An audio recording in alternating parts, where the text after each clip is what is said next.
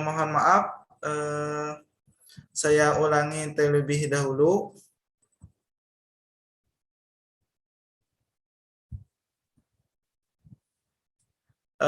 Acara ini dapat terlaksana berkat dukungan dari Universitas Lampung, Universitas Muhammadiyah Bengkulu, Universitas Islam Negeri Medan, Institut Ilmu Al-Quran An-Nur Yogyakarta, Institut Ilmu Sosial dan Ilmu Politik Biak, Institut Agama Islam Al-Azhar Lubuk Linggau, Sekolah Tinggi Ilmu Tarbiyah Nahdlatul Ulama Al-Hikmah Mojokerto, dan yang terakhir Sekolah Tinggi Agama Katolik Negeri Pontianak. Acara kegiatan ini juga disponsori oleh Berkah Ziarah, Toko Manasa, dan Borneo Tour and Travel Teketeng Online. Pertama-tama, marilah kita panjatkan puji syukur kehadirat Allah Subhanahu wa Ta'ala, Tuhan yang Maha Pengasih dan Penyayang, karena atas izinnya pada hari ini kita dapat berkumpul melalui Zoom dan live streaming YouTube untuk bersama-sama mengikuti acara Diklat Pendidikan. Salawat serta salam tak lupa senantiasa kita haturkan kepada junjungan kita Nabi Muhammad SAW yang telah membawa kita hijrah dari zaman jahiliyah ke zaman yang bermartabat dan berilmu, serta akan selalu kita nantikan syafaatnya di hari akhir. Yang pertama, saya selaku Ketua Pelaksana mengucapkan terima kasih kepada peserta yang telah hadir untuk mengikuti acara Diklat Pendidikan yang diselenggarakan oleh Analog Teacher of Learning. Kepada rekan-rekan yang membantu acara pada hari ini, terima kasih juga kepada founder dan CEO Analog Teacher of Learning, Bapak Syarifuddin SPDI, MPD, dan terlebih khusus kepada semua narasumber. Semoga kerja keras semuanya dibalas dengan kebaikan oleh Allah Subhanahu wa Ta'ala. Semoga ilmu yang didapat pada diklat ini menjadi amal jariah untuk kita semua. Amin ya rabbal alamin. Berkaitan dengan tema tersebut, kami menghadirkan 8 orang narasumber, tentu dengan narasumber yang luar biasa dan menguasai di bidangnya, dari akademisi dan praktisi dari berbagai instansi di Indonesia. Untuk peserta yang telah terdaftar di database kami berjumlah kurang lebih 100 orang lebih hingga saat ini dari berbagai instansi pendidikan di Indonesia. Acara ini dilaksanakan selama 4 hari dari tanggal 21 sampai dengan 24 Desember 2022 pada jam 19 waktu Indonesia Barat sampai dengan selesai. Saya berharap dengan mengikuti diklat ini secara sungguh-sungguh teman-teman mendapatkan materi yang luar biasa, dan jangan sungkan untuk mencatat poin-poin yang kurang jelas. Silahkan nanti tanyakan kepada narasumber saat sesi tanya jawab. Di samping itu kami menyadari bahwa penyelenggaraan diklat pendidikan ini masih banyak kekurangan baik di saat ataupun sesudah dari segi acara, pelayanan, dan dalam berjalannya acara nanti ada hal yang kurang berkenan di hati Bapak atau Ibu semuanya. Untuk itu kami mohon maaf yang sebesar-besarnya. Mungkin ini saja yang dapat saya sampaikan.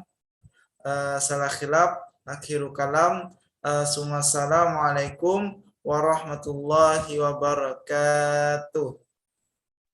Waalaikumsalam warahmatullahi wabarakatuh.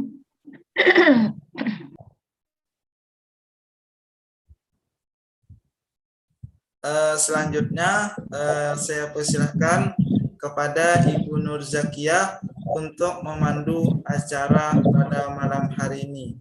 Kepada Ibu Nur Zakiyah, dipersilahkan. Oke, perkenalkan saya moderator pada malam hari ini. Nama saya Nur Zakiyah akan memandu acara pada malam hari ini. Diklat Pendidikan Nasional kali ini mengambil tema tentang kemampuan literasi peserta didik dalam abad 21. Kali ini dibagi menjadi dua sesi. Sesi yang pertama yaitu penyampaian materi secara paralel dan sesi kedua yaitu sesi tanya jawab. Pada hari ini akan menghadirkan dua orang narasumber. Yang pertama yaitu Ibu Farida Aryani, SPD, dengan materi literasi English Foreign Language untuk anak SD MI abad 21. Yang kedua yaitu Ellen Purwandari, MPD, dengan materi integrasi literasi digital dalam pembelajaran abad ke-21. Untuk mempersingkat waktu, langsung saja kita mulai sesi yang pertama, yaitu penyampaian materi secara paralel. Saya terlebih dahulu akan membacakan kurikulum fit narasumber Ibu Farida. Di sini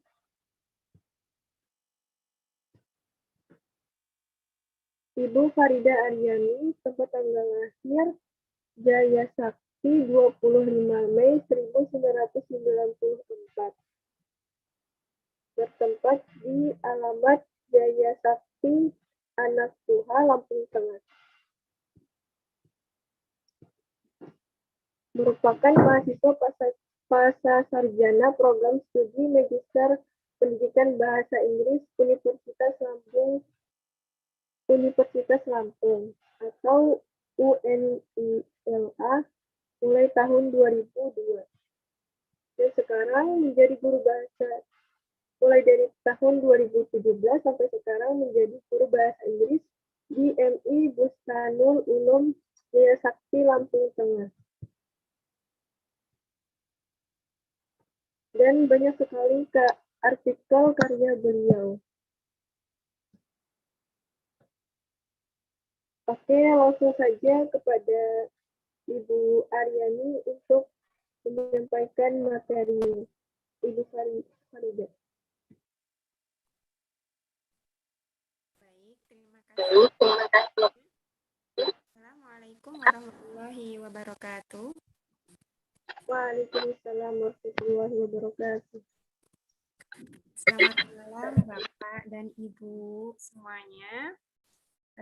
Terima kasih atas kesempatan yang diberikan kepada saya. Kali ini Suaranya kecil, Bu. Gimana Pak? Apakah sudah jelas? Iya, Bu. Iya. Baik.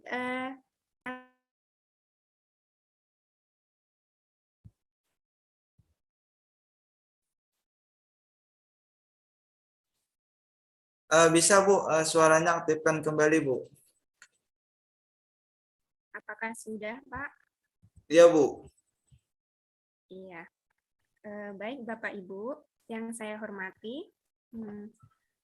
Kali ini saya akan mendiskusikan tentang literasi English Foreign Language untuk anak SD di abad 21. Bisa di-share, Pak, screen-nya? Suaranya kecil lagi, Bu. Gimana? Apakah sudah, Pak? Coba lagi, Bu.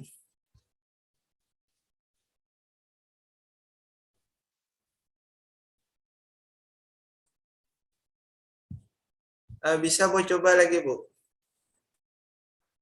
Gimana? Sudah, Pak? Bagaimana, Bu, kalau nggak pakai handset aja, Bu?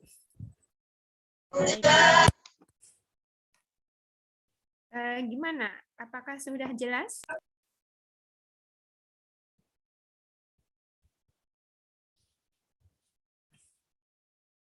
Coba lagi, Bu. Sudah jelas Bu Farida kalau saya mendengar. Ya, Bu, bisa, Bu, tanpa Tanpa pakai ini aja. Ya, Pakai apa? tanpa pakai handset, Bu. Headset aja, nggak usah pakai headset. Oke, baiklah. Boleh di-share, Pak? PPT. Tunggu ya, Bu. Ya.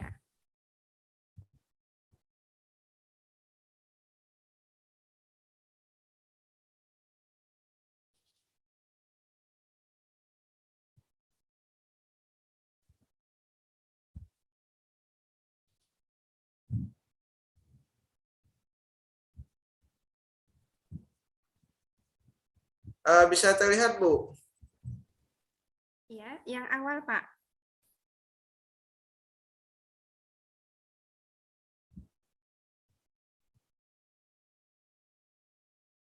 Baiklah, kali ini saya akan bahas tentang literasi English Foreign Language untuk anak SD di abad 21. Sebelum kita mengenal lebih jauh bagaimana penerapannya tentang literasi English Foreign Language untuk anak SD, mari kita kupas dulu apa sih sebenarnya yang dimaksud dengan literasi. Next, Pak.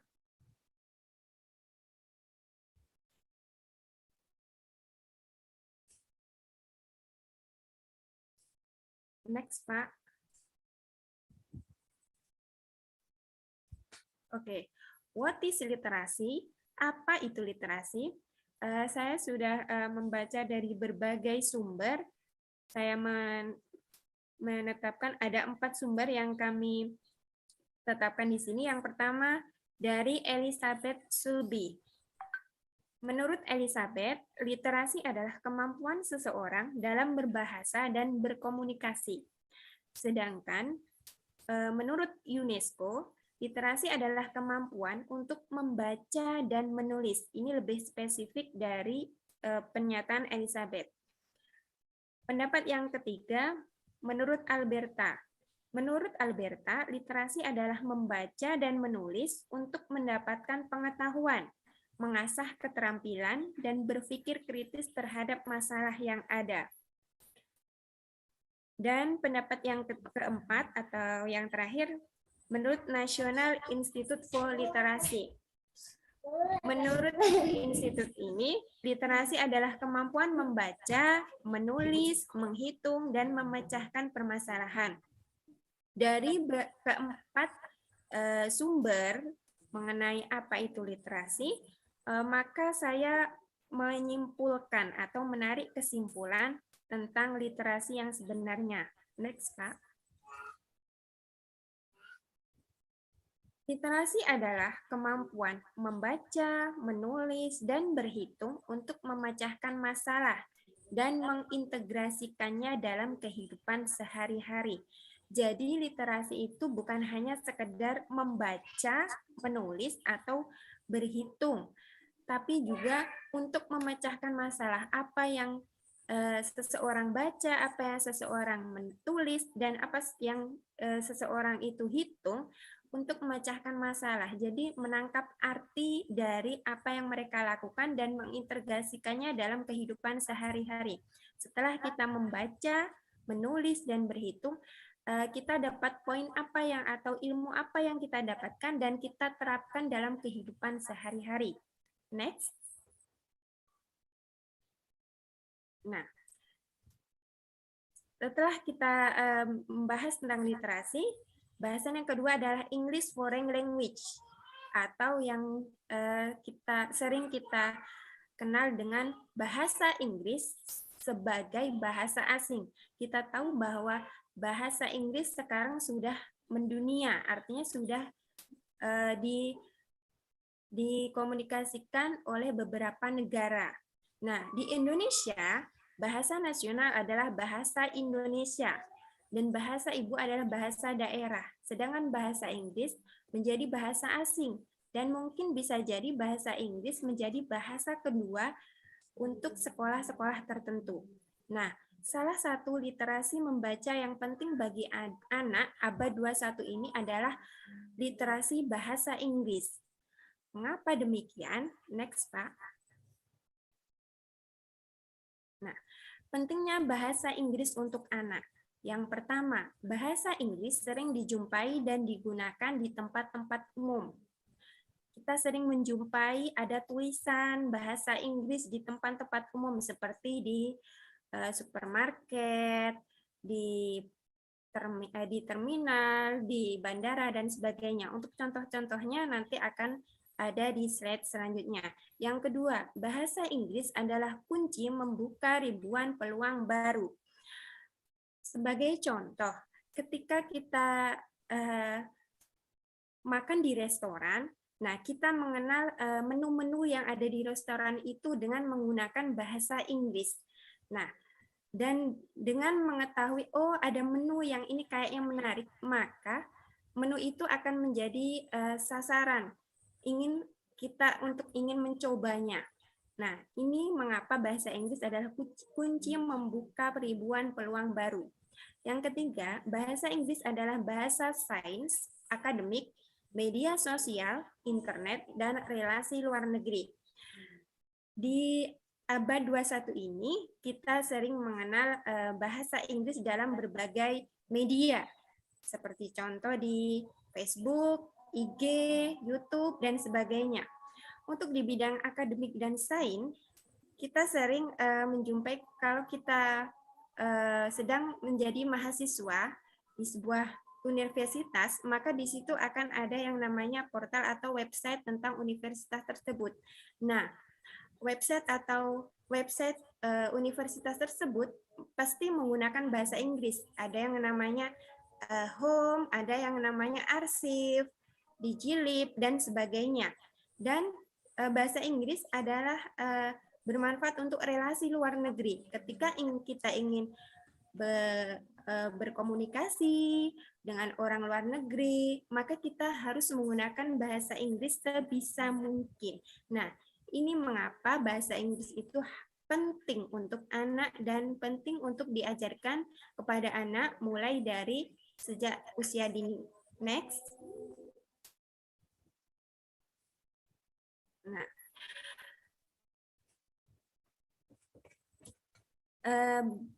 setelah kita mengetahui betapa pentingnya bahasa Inggris, di Indonesia ini banyak kesulitan literasi dalam bahasa Inggris. Kesulitan-kesulitan tersebut akan kita kupas next selanjutnya, Pak. Nah, kesulitan-kesulitan dalam literasi bahasa Inggris itu terjadi sebab adanya beberapa faktor. Yang pertama, lingkungan terbatas untuk berlatih, sumber daya dan bahan, serta waktu yang terbatas. Keterbatasan lingkungan. Ketika anak hanya diajarkan bahasa Inggris di sekolah tanpa ada dukungan orang tua untuk mendampingi anak belajar, maka ini akan menjadi suatu faktor tertentu bagi anak tidak mengembangkan bahasa Inggrisnya. Nah, selain itu ada sumber daya dan bahan yang terbatas. Minimnya buku-buku, minimnya media yang diterapkan untuk menunjang literasi bahasa Inggris ini menjadi faktor yang menyebabkan anak sulit untuk melaksanakan atau mengembangkan literasi. Yang kedua, minimnya kosakata bahasa Inggris atau vocabulary yang dimiliki oleh anak. Karena keterbatasan sumber, keterbatasan lingkungan, maka vocabulary atau kosakata yang dimiliki menjadi minim. Artinya kita tidak tahu, oh ini tuh artinya apa. Anak sulit ketika melihat ada tulisan di supermarket, push atau pull, ini tuh artinya apa. Ketika tidak diajarkan, oh ini tuh dorong deh, oh ini itu ditarik, maka anak tidak akan tahu. Yang ketiga, anak sering memakai bahasa ibu, teman, atau lingkungannya. Ini, ketika anak itu tidak didukung dengan sumber dan lingkungan, maka akan menimbulkan kosakata sehingga mereka lebih cenderung memilih untuk memakai bahasa ibu atau bahasa sehari-hari atau sebagai bahasa pertama. Jadi, bahasa Inggris ini sulit diterapkan karena lebih memilih untuk memakai bahasa atau untuk membaca bahasa biasa atau bahasa yang sering digunakan dalam kehidupan sehari-hari. Yang terakhir adalah rendahnya motivasi berbahasa Inggris. Tidak ada keyakinan dalam diri untuk bisa, serta kurang aktif dalam komunikasi. Nah, di sini karena tidak ada dorongan, tidak ada sumber, maka anak akan menjadi tidak termotivasi untuk bisa memahami ini artinya ini artinya ini. Ini yang menyebabkan kesulitan dalam literasi bahasa Inggris. Next.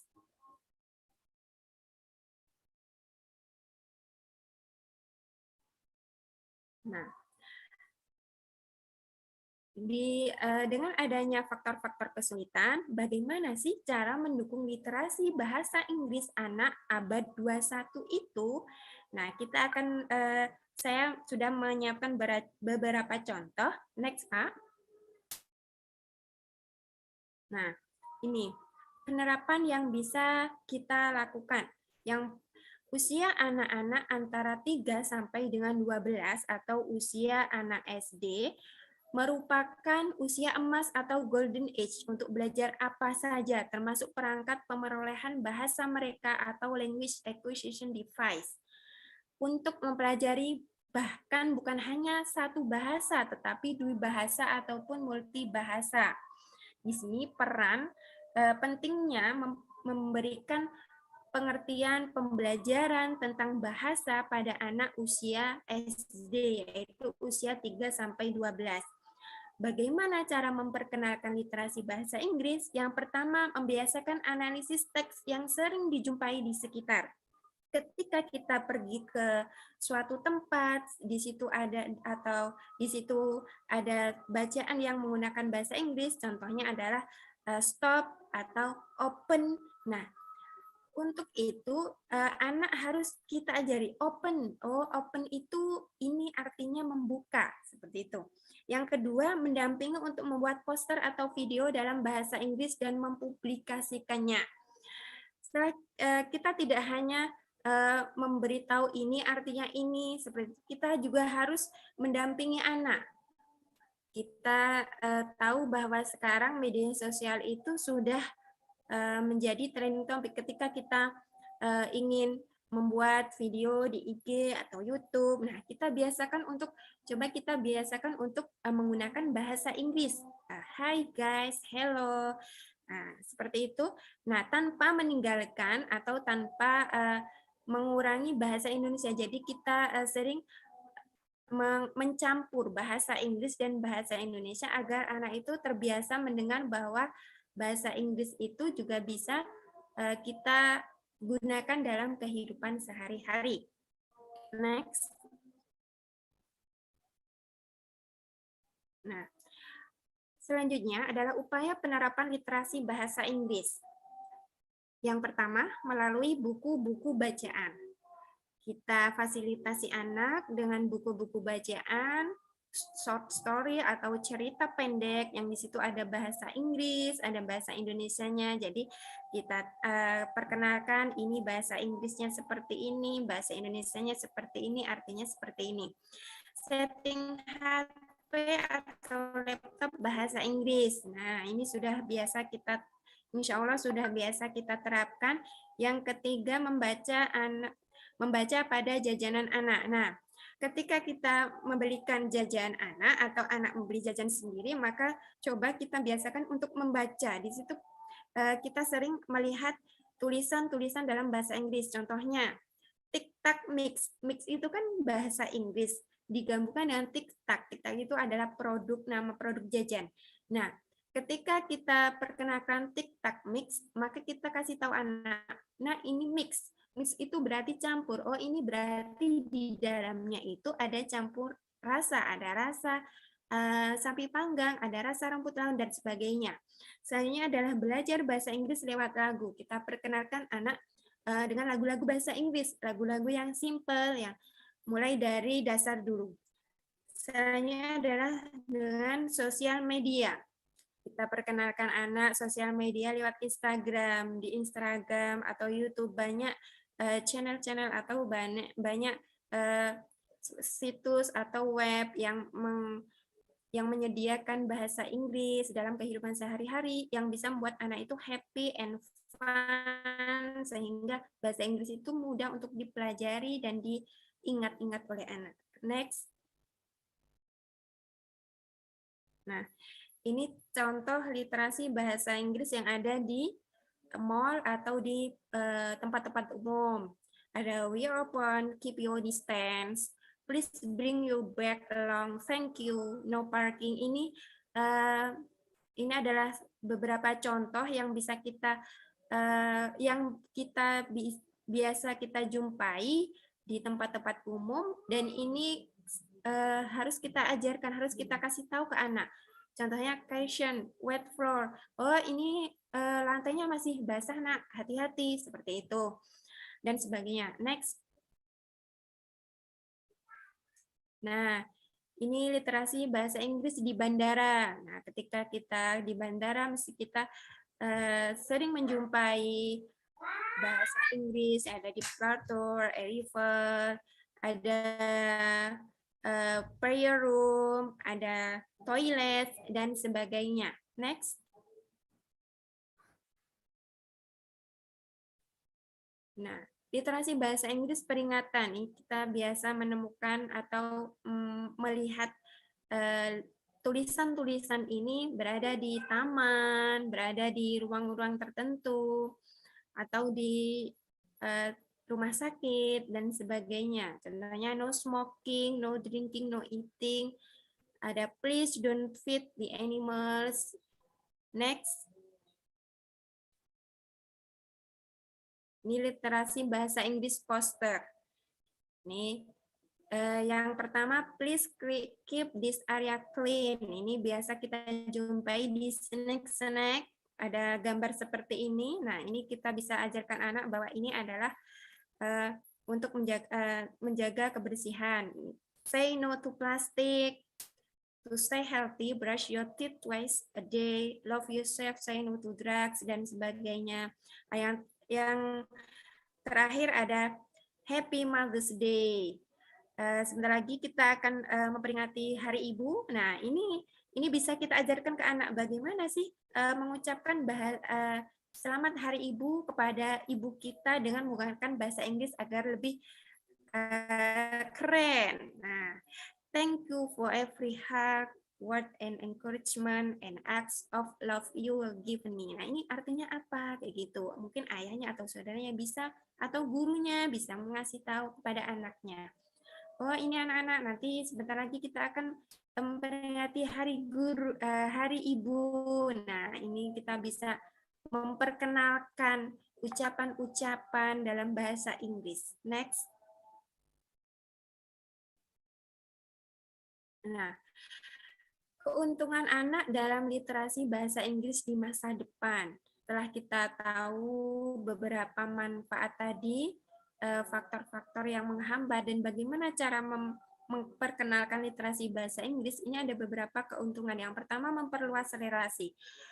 Relasi ketika kita bisa berbahasa Inggris, sedikit-sedikit kita bisa bahasa Inggris, maka kita akan mempunyai relasi, mempunyai teman yang lebih luas, mulai dari teman dekat dengan tempat tinggal kita, atau bahkan dengan orang luar negeri. Ini biasa kita jumpai di media sosial, mereka saling bertukar informasi, saling berkenalan di dunia maya. Yang kedua, peluang besar untuk mendapatkan pekerjaan. Seperti kita tahu bahwa untuk mendapatkan pekerjaan, biasanya kita menuliskan apa sih kelebihan-kelebihan kita. Nah, bahasa Inggris yang sudah menjadi bahasa internasional ini sekarang dipertimbangkan bagi seseorang apakah dia relevan atau dia dibutuhkan. Nah, yang ketiga adalah menumbuhkan karir. Nah, menumbuhkan karir lewat bahasa Inggris.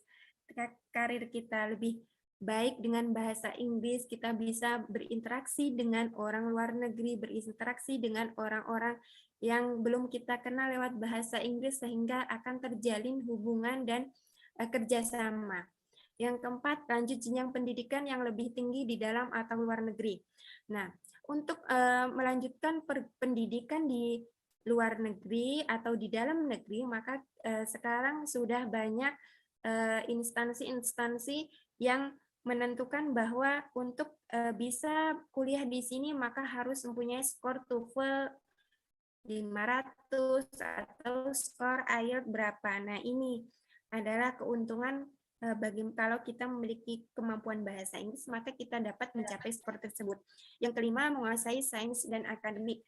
Kalau kita cari informasi-informasi yang berkaitan dengan sains dan akademik di Google, maka kita sering menjumpai dalam bentuk bahasa Inggris. Maka ketika kita bisa berbahasa Inggris, kita tahu konsep bahasa Inggris, maka kita bisa menguasai dan kita mempunyai pengetahuan yang lebih banyak. Next.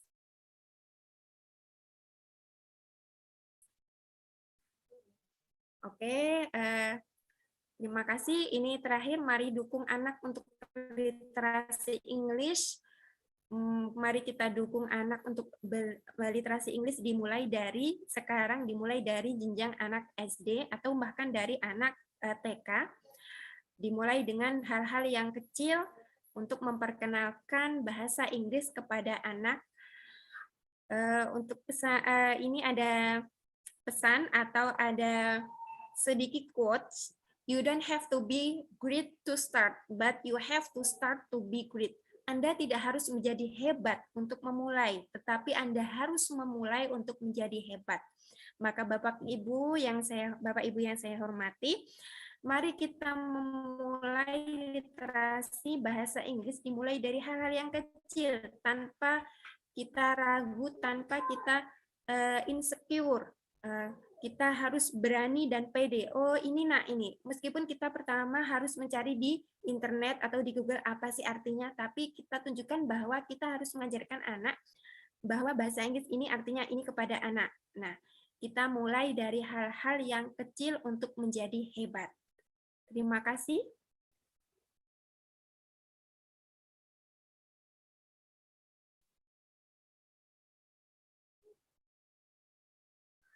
Baik, dilanjutkan ke moderator. Oke, terima kasih kepada Ibu Farida yang telah menyampaikan materi yang sangat luar biasa tentang literasi bahasa Inggris tadi. Oke, selanjutnya kita akan ke materi yang kedua, yaitu dengan Ibu Purwandari.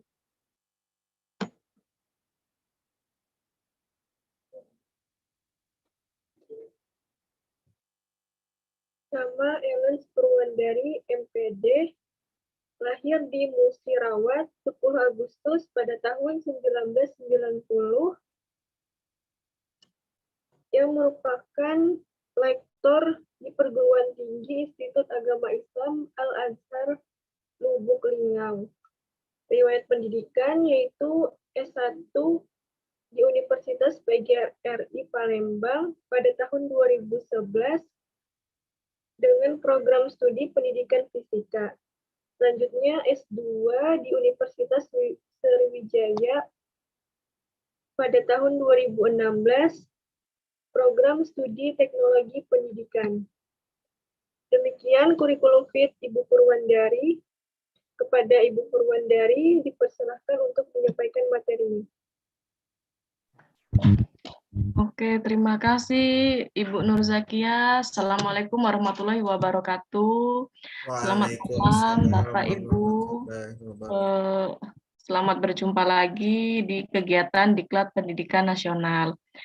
Terima kasih kepada Analog Teacher and Learning yang sudah memberikan kesempatan kepada saya, kepada Ibu Farida Aryani untuk malam ini sharing session. Jadi kita itu kalau saya bilangnya kita berbagi pengetahuan dan pengalaman gitu. Sebagai narasumber bukan berarti kami mengetahui segalanya, tapi kami akan berbagi knowledge, pengetahuan yang kami miliki, dan kami juga mengharapkan feedback dari para partisipan, peserta kegiatan Diklat pada malam ini, untuk juga bisa berbagi bersama kami di sini.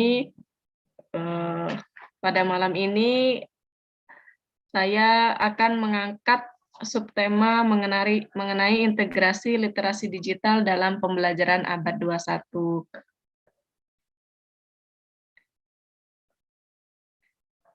Next, Bu Nur Zakia. Iya, kita harus pahami dulu, satukan hakikat dari, atau bisa juga disebutkan bahwa definisi dari literasi digital. Apa itu literasi digital? Gitu kan sudah sering sekali kita dengar berseliweran di mana-mana, baik di media sosial, kemudian media elektronik seperti televisi. Karena momennya pas, kita ini baru saja terdampak pandemi COVID-19 gitu. Jadi dunia digital ini semakin marak, kemudian juga sangat dekat dengan kita saat ini. Jadi apa itu literasi digital? Nah, di sini literasi digital dijelaskan adalah minat, kemudian sikap dan kecakapan atau kemampuan individu personal dalam mengoptimalkan penggunaan teknologi digital, kemudian dan komunikasi dalam hal untuk mengakses, kemudian mengatur, mengintegrasikan atau menghubungkan, menganalisis, serta mengevaluasi sebuah atau suatu informasi yang kita peroleh, kemudian dikonstruksikan dalam pengetahuan yang baru, lalu melakukan dan berkomunikasi dengan orang lain, sehingga informasi tadi dapat ikut serta berperan aktif di dalam masyarakat. Next, Ibu Nur Zakia. Nah, ini terdapat 3 posisi peserta didik, karena kita berbicara di sini adalah dalam konteks pembelajaran ya. Jadi peserta didik itu memiliki posisi sebagai subjek ya, sebagai subjek bukan sebagai objek. Subjek artinya orang yang menjadi poin penting terhubung ke bagian literasi digital. Yang pertama yaitu siswa sebagai pengguna teknologi, tentu saja karena teknologi di sini dimanfaatkan oleh peserta didik, kemudian siswa sebagai penanya teknologi. Lalu yang ketiga, siswa sebagai produsen teknologi.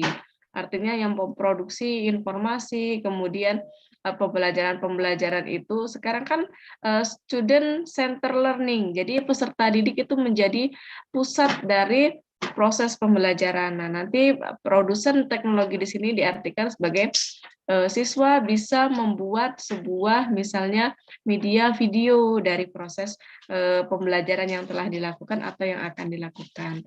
Nah, berdasarkan 3 subjek tadi, ini sangat jelas bahwa siswa ini memiliki posisi yang sangat penting dalam literasi digital, yaitu posisi siswa sebagai fungsional, kemudian kritis, dan keaksaraan retoris. Next, Bu Nur. Ini ada pengembangan literasi digital.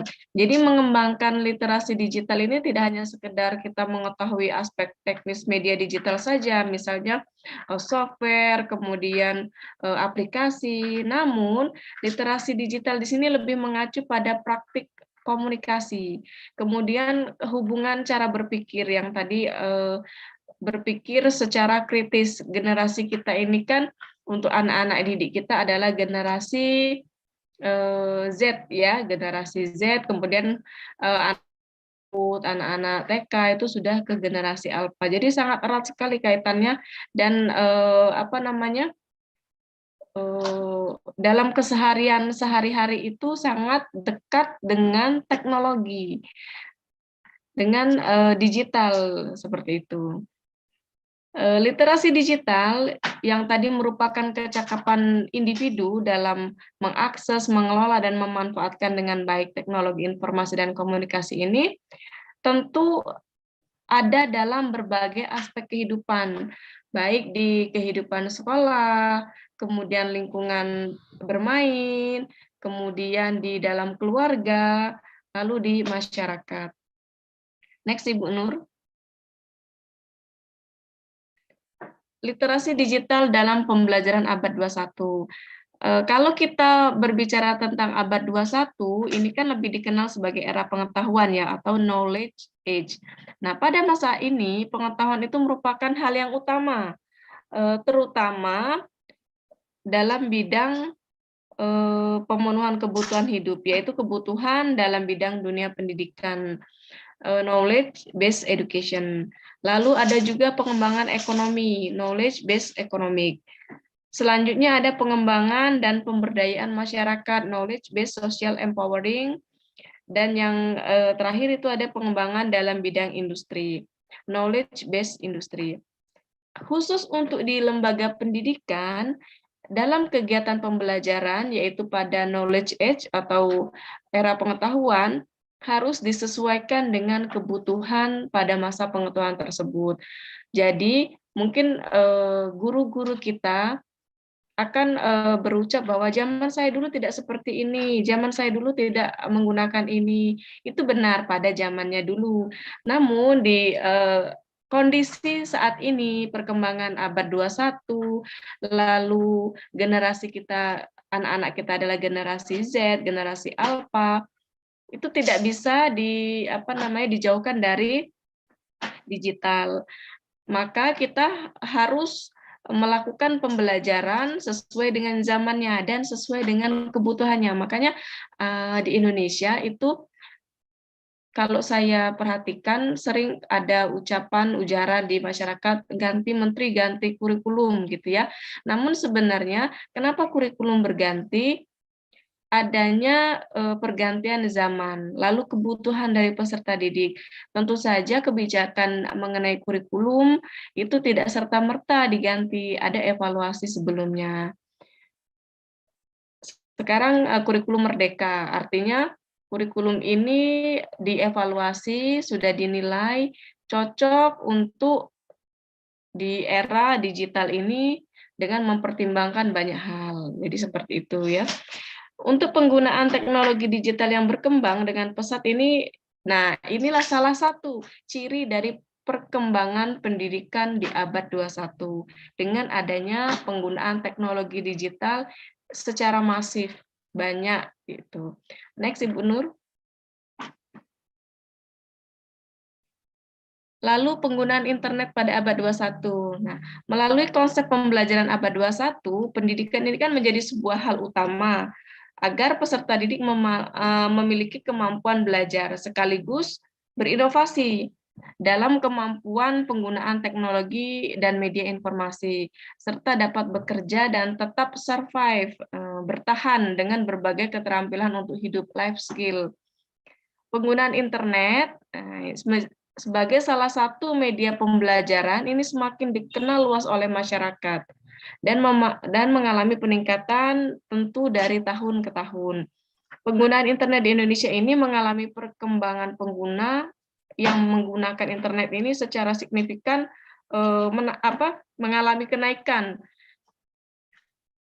Ini bisa terdata bahwa sedikitnya 3 jam per hari. Dalam satu hari kan ada 24 jam. Nah, setidaknya 3 jam per hari itu masyarakat di Indonesia kemudian melakukan browsing, pencarian di internet. Ini pencarian berbagai macam informasi yang dibutuhkan, seperti itu. Lalu pembelajaran saat ini kan tidak lagi hanya di dalam ruang kelas ya. Kalau dulu bahwa proses pembelajaran itu dikategorikan ada di dalam ruang-ruang kelas secara offline. Nah, sekarang juga di dalam ruang kelas, tapi bentuknya ruang maya atau virtual. Nah, konsep pembelajaran seperti ini dapat memfasilitasi apa itu kendala jarak yang tadinya jarak tempuhnya mungkin sulit. Sekarang melalui pemanfaatan teknologi seperti kita ini dari Sabang sampai Merauke, saya yakin sekali bahwa kita ini tidak dalam kegiatan Zoom malam ini tidak dari satu daerah. Saya dari Sumatera Selatan. Sumatera Selatannya di Lubuk Linggau itu kalau dari provinsi Sumatera Selatan dari ibu kota provinsinya Palembang itu sekitar 7-8 jam. Kemudian ini ada yang dari Kalimantan. Lalu ada Bu Farida dari Lampung. mungkin ada juga yang dari Sumatera Utara, ya, dari Jawa, dari Sulawesi. Saya yakin sekali. Nah, dengan adanya pemanfaatan internet, karena Zoom ini online sifatnya, ya, menggunakan internet ini dimanfaatkan semaksimal mungkin, jarak kita tidak lagi menjadi penghalang, tidak lagi menjadi keterbatasan.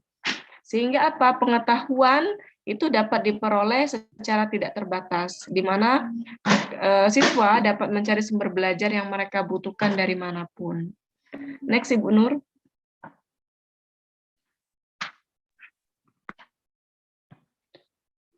Lalu kecakapan digital.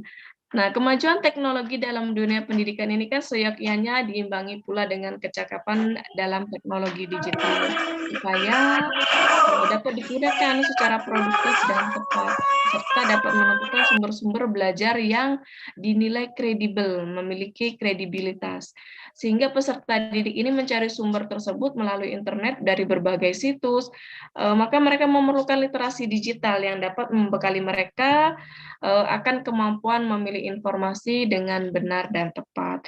Lalu mengkritisi, memberikan pendapat, berkomunikasi baik secara langsung maupun tidak langsung melalui sosial media. Oleh karena itu, kecakapan digital ini yang disebut sebagai literasi digital harus ditanamkan kepada peserta didik yang terintegrasi atau terhubung dalam setiap mata pelajaran gitu. Next, Ibu Nur. Ini ada 8 komponen esensial untuk mengembangkan literasi digital. Jadi kan kita udah tahu tadi posisi peserta didik ini sebagai pengguna, penanya, dan produsen teknologi yang tentu memerlukan kecakapan serta keterampilan tersendiri yang ditunjang dengan fondasi literasi yang kokoh agar dapat berkembang sesuai dengan tujuan pembelajaran di abad 21. Apa saja 8 komponen esensial tersebut? Yang pertama adalah kultural, culture, kebudayaan. Nah, bagaimana memahami berbagai aspek pengguna dunia digital ini dari berbagai macam suku, bangsa, negara, gitu ya. Yang kedua, kognitif, kemampuan akademis, daya pikir seseorang dalam menilai suatu konten. Informasi ini valid nggak ya? Informasi ini tepat nggak ya? Informasi ini benar tidak ya? Nah, jadi itu dibutuhkan kemampuan kognitif, komponen kognitif. Yang ketiga, konstruktif, membangun. Jadi reka cita sesuatu yang ahli dan aktual. Jadi kita membangun pengetahuan, membangun informasi itu dibutuhkan. Yang keempat adalah komunikatif. Pengetahuan mengenai kinerja jejaring, kalau jejaring itu relasi dan komunikasi di dunia digital. Yang kelima, kepercayaan diri serta bertanggung jawab. Yang keenam, kreatif dalam melakukan hal baru melalui cara yang baru. Yang ketujuh, kritis dalam menanggapi suatu konten gitu. Kalau konten ini dirasa tidak perlu, nah, maka kita harus kritis. Kemudian konten ini sepertinya kurang bermanfaat. Konten ini menimbulkan pemaknaan yang tidak benar. Boleh kita kritisi. Dan yang ke-8, bertanggung jawab secara sosial. Kita memiliki tanggung jawab sosial, peserta didik memiliki tanggung jawab sosial dalam memanfaatkan digital pada kecakapan literasi digital ini. Nah, 8 komponen tersebut dapat dijadikan landasan dalam mengintegrasikan kecakapan literasi digital pada peserta didik dalam dunia pendidikan, khususnya dalam aktivitas kegiatan pembelajaran di dalam kelas. Next, Ibu Nur. Aspek literasi digital yang perlu ditanamkan pada peserta didik ini ada 6. Yang pertama adalah foto visual literacy, yaitu kemampuan teknis berupa keterampilan dalam memahami ilustrasi visual yang ada pada piranti digital. Jadi berbagai macam bentuk media visual. gambar, kemudian poster, banner, informasi-informasi yang berbentuk visual. Yang kedua, reproduction literacy, yaitu kemampuan dalam menyusun teks digital. Dalam proses kita mungkin mengkritisi, memberikan komen, memberikan informasi, ya. Yang ketiga, branching literacy, yakni kecakapan dalam mencari situs-situs web yang beragam agar fokus dan tidak terdistraksi dan tersesat. Jadi kan ada banyak berseliweran situs-situs website yang dalam konteks negatif, ya, gitu. Jangan sampai nanti peserta didik tidak mengetahui. Jadi kita sebagai guru juga harus memberikan pengetahuan bahwa situs-situs, kita memberikan kategori situs-situs yang tidak layak dan tidak patut untuk dikunjungi atau diketahui, misalnya seperti itu. Seperti situs game judi, situs pornografi, ya. Lalu yang keempat, information literacy, yaitu kemampuan menentukan dan menemukan informasi yang dibutuhkan melalui internet, serta mengidentifikasi keakuratan informasi itu secara kritis. Jadi, informasi berupa pembelajaran, materi-materi pembelajaran yang dibutuhkan peserta didik itu harus akurat, makanya harus dilihat dari buku pembelajaran. Buku tetap penting, informasi di digital juga penting. Nah, itu peserta didik harus memiliki kecakapan tersebut. Lalu yang kelima, sosial emosional literacy, yaitu kesadaran untuk melihat unsur tindakan pencarian situs internet dapat berdampak buruk terhadap pribadi atau tidak. Jadi adanya tindakan atau kecakapan sosial emosional.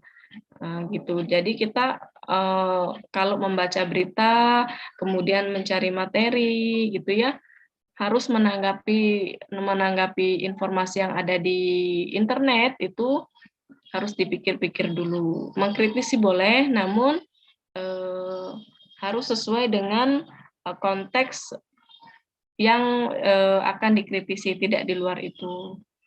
Lalu yang keenam, real-time thinking literacy, yaitu kemampuan pengguna dalam menyaring informasi-informasi yang perlu diabaikan sebuah situs. Misalnya iklan atau tampilan pokok lainnya yang tidak dibutuhkan, seperti game-game online yang berbau pornografi, kemudian judi, itu kan tidak perlu untuk dikunjungi, jadi diabaikan. Next, Ibu Nur.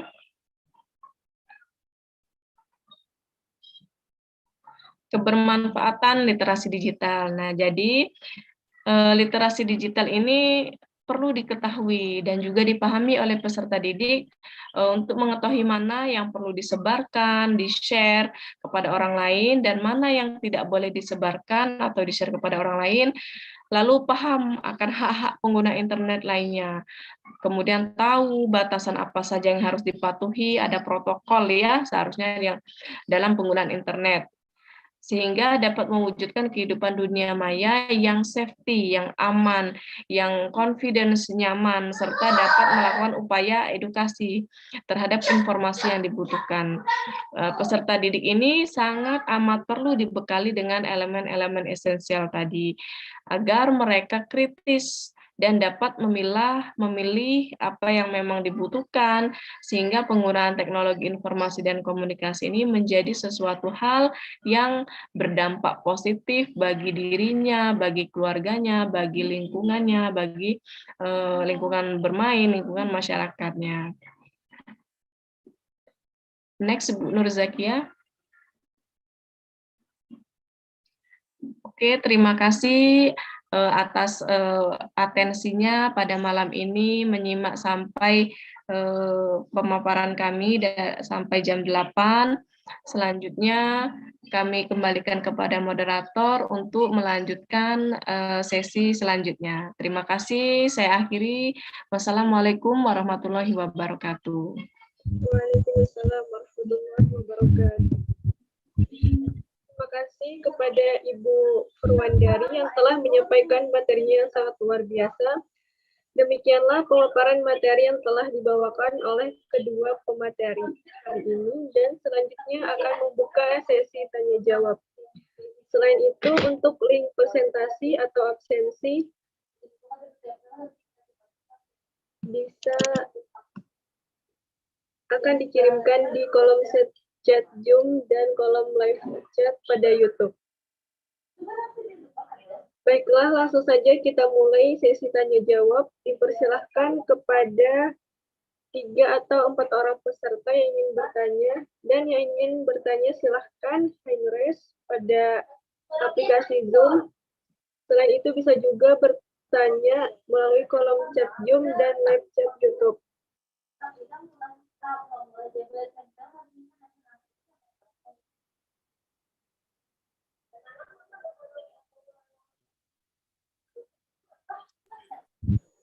Bagi yang ingin bertanya, silahkan hand raise atau angkat tangan.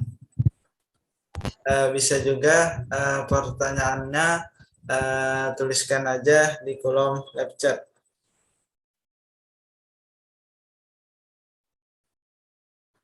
Apakah ada yang ingin bertanya? Silahkan hand raise atau angkat tangan. Selain itu, admin kirimkan juga bagi yang belum mengisi presensi, silahkan untuk mengisi presensinya. Untuk presensinya menggunakan Google Form yang admin kirimkan pada kolom live chat Zoom dan live chat live streaming YouTube.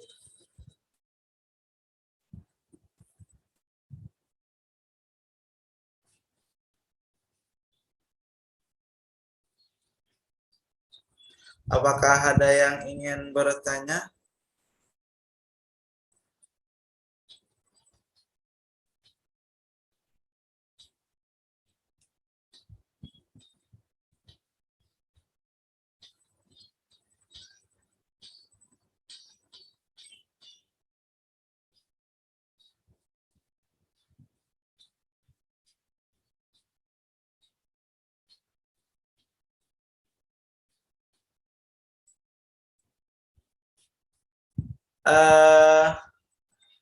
Karena tidak ada yang ingin bertanya, sekali lagi, apakah ada Bapak atau Ibu semuanya yang ingin bertanya? Silahkan hand raise atau angkat tangan. Apakah ada yang ingin bertanya?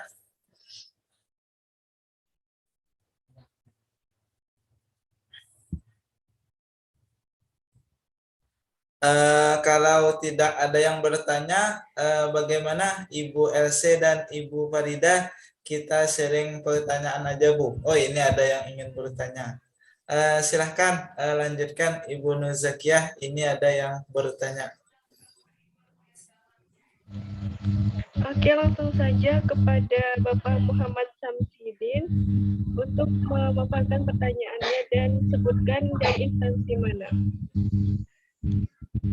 Assalamualaikum warahmatullahi wabarakatuh.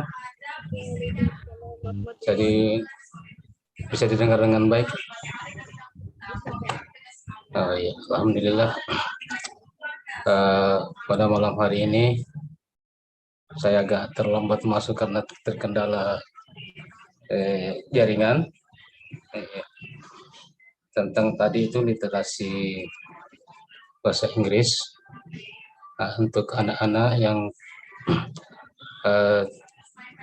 terus terang ini sangat baik sekali buat kami, walaupun saya ini guru SMP dari SMP Negeri 2 Mas Ambak, Kabupaten Luwu Utara, Provinsi Sulawesi Selatan. Yang ingin saya tanyakan ini mungkin juga artinya dalam pemikiran saya bahwa tentang literasi ini, apalagi untuk anak-anak, kalau misalnya kita sudah bebankan untuk anak-anak yang SD itu tentang literasi bahasa Inggris ya, Ibu Farida Aryani, apa kira-kira bagaimana kira-kira dampak positifnya terhadap anak-anak kalau misalnya dari anak-anak sudah dibebani tentang literasi bahasa Inggris. Kemudian ada sedikit kendala bagi saya pribadi, mungkin ini secara pribadi Bu, karena saya termasuk orang Islam, ya mungkin kalau bagaimana baiknya kalau kita berikan pemahaman anak tentang literasi yang bermanfaat untuk agama. Bagaimana kira-kira anunya tentang agama yang terutama kami ini sebagai orang, kita ini sebagai agama Islam, mungkin kan anak-anak setelah literasi itu kan dia berpikir secara mendalam bahwa oh ini. Nah, kemudian untuk ibu yang tadi tentang literasi digital, itu literasi digital kami ini yang jauh dari pelosok di desa, terus terang ini terkendala masalah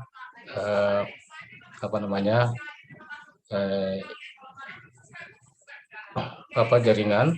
Kemudian karena anak-anak sekarang, apalagi anak-anak yang di SMP itu serba ingin tahu semua, serba ingin tahu tentang apa-apa yang ada di internet itu, sehingga kami biasa terkadang kewalahan untuk mengatasinya. Sehingga terpaksa kami biasa melarang anak-anak untuk membawa HP ke sekolah. Padahal sangat dibutuhkan untuk era sekarang tentang internet digital. Bagaimana kira-kira solusinya tentang hal-hal ini?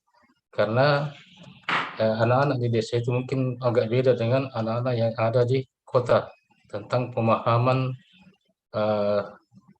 digital itu. Mungkin itu yang bisa saya sampaikan.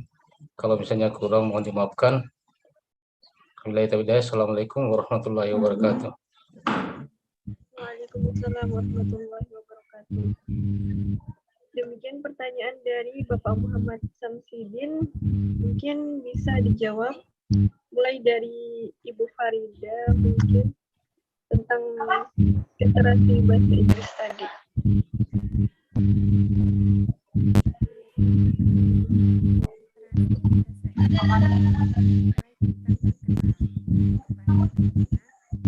Ibu Farida, apakah bagus kedengaran? Gimana, sudah kedengaran? Agak ada gangguan. Ya. Oke, sudah bagus. Literasi bahasa Inggris mulai diperkenalkan sejak anak usia SD atau Iya. usia 6-13 tahun.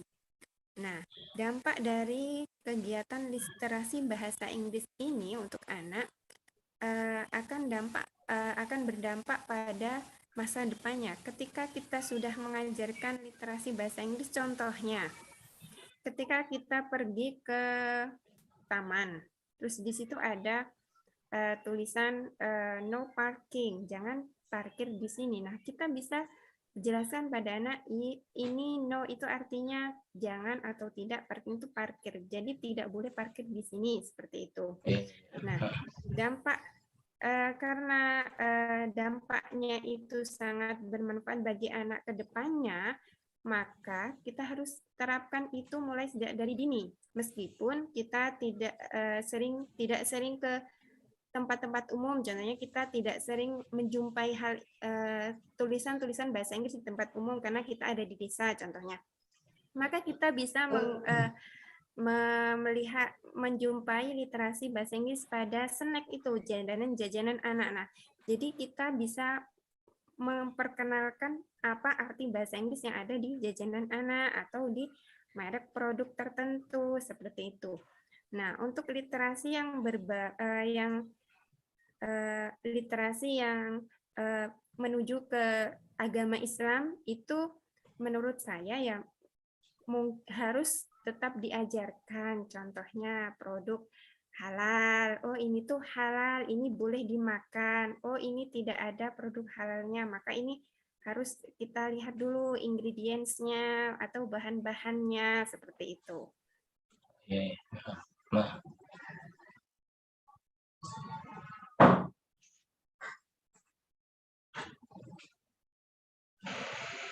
Bagaimana Bapak? Ya, sudah paham. Iya, sudah bisa dimengerti, Bu. Ya. Terima Terima kasih. kasih banyak.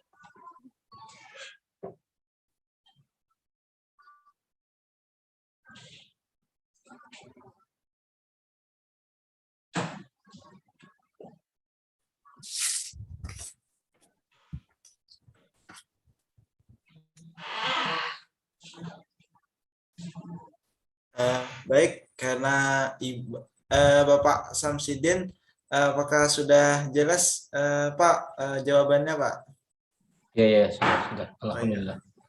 Eh, Sangat luar biasa jawaban dari Ibu Farida Aryani. Selanjutnya dipersilahkan kepada Ibu LC untuk menjawab pertanyaan dari Bapak Samsidin. Kepada Ibu dipersilahkan.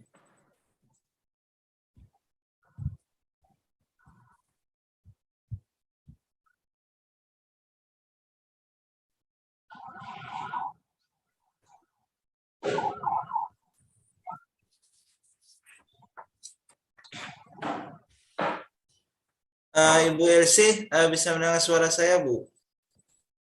Bisa Pak Ahmad. Ya, silahkan Bu untuk menjawab pertanyaan dari Pak Samsidin, Bu.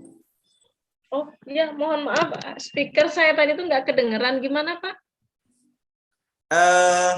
Pak Samsidin, bisa diulang Pak pertanyaannya Pak? Aduh. Ya, makasih. Terima kasih banyak atas kesempatan. Tentang literasi digital ini. Terus terang kami di desa itu punya kendala karena internet itu baru merambah desa-desa. Tentu beda dengan anak-anak di kota dengan anak desa tentang penggunaan internet. Jadi kira-kira bagaimana cara mengatasinya tentang hal-hal ini, dampak ini. Karena terus terang kami di desa itu yang paling kami khawatirkan itu adalah tentang game-game online itu. Anak-anak lebih cenderung melihat game online, dia lebih bermain karena dia lebih akan game-game online daripada pelajaran-pelajaran yang dia buka. Jadi mungkin ada trik-trik atau cara-cara untuk bagaimana anak-anak ini bisa memanfaatkan media digital ini untuk perkembangan pendidikan. Terutama kami ini yang anak-anak SMP. Anak saya mengajar di SMP, Bu. Jadi mungkin ada trik atau cara-cara lain. Karena terus terang di desa itu lebih banyak itu bermain digital, bermain game daripada membuka mata pelajaran. Sehingga kami di sekolah kami itu melarang anak-anak membawa HP masuk di dalam lingkungan sekolah, karena kalau di dalam belajar dia lebih banyak melihat HP. Mungkin kami biasa dapati dia menonton yang belum wajar. Seperti itu. Jadi sehingga kami punya kendala untuk hal-hal ini. Terima kasih, Bu. Oke, Pak Samsudin, terima kasih. Jadi tadi Pak Samsudin menyampaikan bahwa di tempatnya kesulitan internet ya Pak ya. Iya. Namun game bisa diakses tapi Pak ya. Iya. Nah, jadi gimana ya? Kalau menurut saya ya, kalau berdasarkan pengalaman gitu, kita ini kan ada pembelajaran agama Pak ya. Jadi kita memberikan semacam pengetahuan, bisa juga sebenarnya ini doktrin bahwa kita ini kan bertanggung jawab. Tadi ada di slide saya itu ada yang poin ke-8 itu bertanggung jawab secara sosial. Namun juga secara diri, bahwa situs-situs baik akses itu memiliki tanggung jawab. Jadi apapun yang kita lakukan di proses pembelajaran menggunakan digital atau dalam kehidupan kita ini kan bertanggung jawab di hadapan Tuhan ya. Jadi apapun yang kita lakukan itu tercatat semua. Jadi berikan doktrin kepada anak-anak bahwa baik buruknya apa yang kau lihat di dalam gadgetmu gitu, semuanya dipertanggungjawabkan secara dunia dan akhirat. Jadi kenapa kami melarang misalnya seorang guru berbicara memberikan pengetahuan bahwa game online itu apalagi yang berbau judi ya Pak ya, sekarang udah banyak sekali adalah koin Pak ya, judi apa ya, slot ya. Slot. Iya, judi slot, judi koin gitu. Anak SD sudah bisa berpenghasilan sekian, tapi caranya tidak halal. Gitu. Jadi apapun itu sangat penting, makanya literasi digital ini harus terintegrasi dalam semua mata pelajaran, khususnya sekali ini mata pelajaran keagamaan, ya, baik agama Islam, agama Kristen dan lain sebagainya, bahwa segala bentuk ketidakjujuran, segala bentuk penyimpangan ya, ini salah satu bentuk penyimpangan dalam dunia digital. Kemudian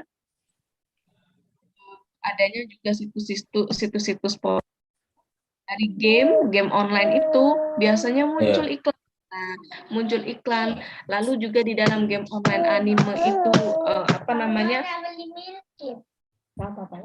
minta uang sama papa. Nah, dalam di dalam game itu create orang yang menciptakan game atau para pencipta game itu kan supaya menarik, mereka menciptakan karakter-karakter yang dengan berpakaian tidak sesuai gitu ya untuk anak usia atau anak pelajar gitu. Nah, anak-anak kita ini kan makhluk visual Pak ya, visual artinya yang menarik menurut pandangan mereka, yang dilihat itu mereka semakin kontras warna. Apa sayang?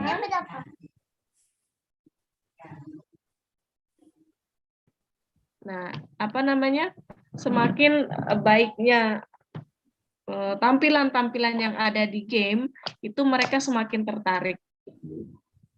Itulah salah satu bentuk toksik ya, kalau saya bilang toksik yang diberikan oleh para pembuat game-game gitu. Mereka hanya dalam pikiran mereka bahwa mereka menciptakan game yang diminati dan memberikan keuntungan. Saya tidak memikirkan dampak dari pecandu game gitu. Nah, kita sebagai orang tua, sebagai guru bagi mereka, ini menjadi PR yang harus diselesaikan gitu. Solusinya yaitu masukkan nilai-nilai keagamaan, nilai-nilai karakter, tanggung jawab ya. Nah, nilai-nilai, makanya karakter itu adalah salah satu bentuk soft skill ya. Kalau di sekolah ini kan cenderung kita nilai rapot itu hard skill ya Pak. Anak-anak bisa sampai pembelajaran tuntas, KKM, mencapai KKM segala macam itu hard skill Pak. Tapi di sisi lain itu soft skill menjadi sesuatu yang salah satunya yaitu karakter tanggung jawab. Mereka bertanggung jawab atas apa yang telah dilakukan, kemudian disiplin, kejujuran ya. Nah, yang menjadi PR besar bahwa menjadi guru itu tidaklah mudah, tidak mudah ketika dalam proses mendidik. Makanya guru itu jika memberikan pembelajaran dan itu bermanfaat, maka ganjaran pahalanya adalah amal jariah ya Pak ya, selagi pembelajaran itu dipraktekkan, dilakukan oleh anak didiknya walaupun kita sebagai guru sudah tiada di dunia, namun pengetahuan pembelajaran yang kita berikan terus dilakukan, kemudian diajarkan pula kepada anak-anak dari peserta didik kita, maka itulah ganjaran dari Allah Subhanahu wa Ta'ala untuk guru di seluruh dunia ini. Semoga kita termasuk salah satu guru-guru yang bisa memberikan contoh panutan gitu bagi anak-anak didik kita. Terima kasih Pak Samsudin, semoga bisa paham. Iya.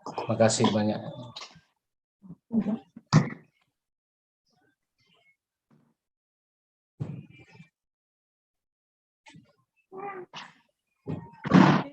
kasih untuk jawabannya. Sebelum materi, dan terima kasih Siapa yang kasih uang? yang telah bertanya. Selanjutnya, apakah ada yang ingin bertanya lagi? Silahkan. Siapa yang bilang nggak cukup?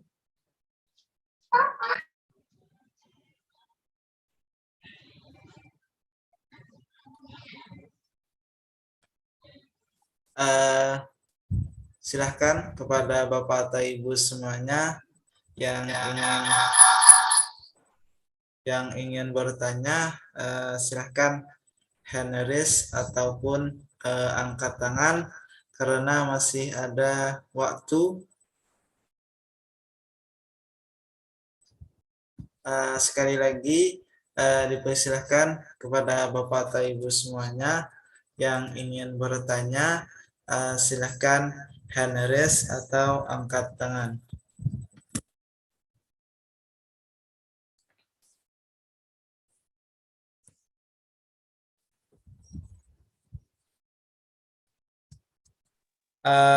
Apakah ada yang ingin bertanya?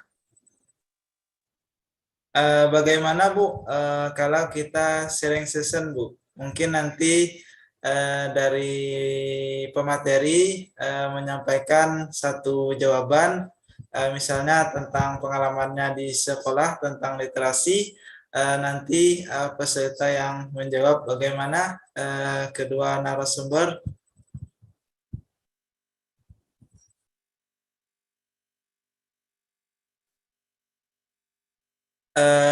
Narasumber, apakah bisa mendengar suara saya?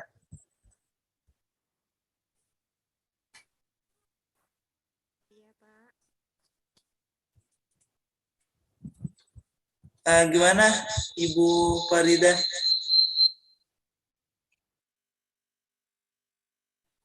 Gimana Pak? Bisa diulangi? Gini Bu, ini kan pesertanya kan yang belum ada yang baru satu orang yang bertanya Bu. Bagaimana Bu kalau Ibu yang memberikan pertanyaan kepada peserta, nanti dijawab oleh peserta, mungkin tentang pengalaman aja Bu, pengalaman tentang literasi di sekolah Bu. Bagaimana Bu?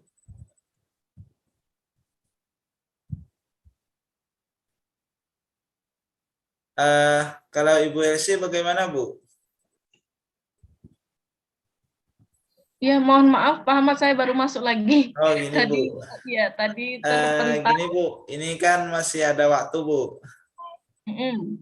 Bagaimana kalau pemateri yang memberikan pertanyaannya Bu, tentang pengalaman tentang literasi Bu? Oke. Mungkin nanti pengalaman aja Bu. Oh bisa. Ya. Mungkin Ibu Farida Aryani dulu Bu. Bisa Bu berikan pertanyaannya Bu kepada peserta Bu.